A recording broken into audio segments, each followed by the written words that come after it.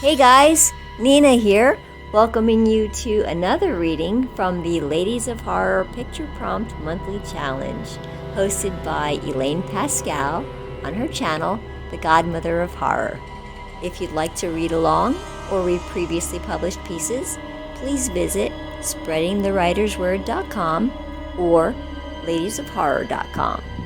In the meanwhile, enjoy the reading.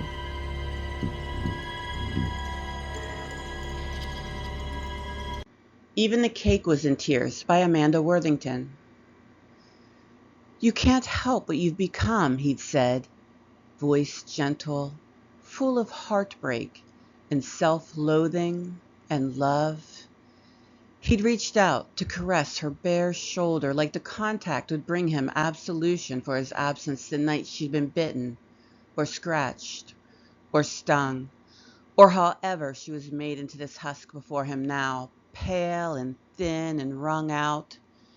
She'd shrunk away from his touch, and he'd have let her drain every ounce of his blood, endured the hard road of immortality or whatever curse disguised as a blessing waited on the other side, all in exchange for a smile, a kiss, a sigh.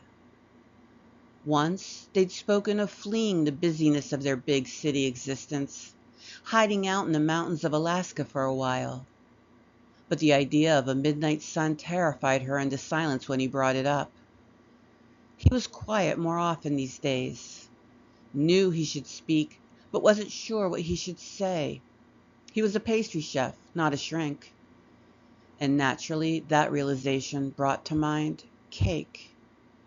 He baked while she slept, had just lit the last of the candles as, rubbing sleep from her eyes, she came into the room. She blinked several times, her lips pulled into a taut smile as she beheld the love of her life dressed almost as if he was playing at groom. I'm not asking you to make me like you, but will you do me the honor of this dance and this cake that is the purest way I can think of to love you the way I know how? There were tears in his eyes as he reached out a hand, drew her close, kissed her wan cheek, and she let herself be captured. I heard this all secondhand. I don't know if the cake was ever touched or if she let him join her forever, or if they just forgot their plight for a night.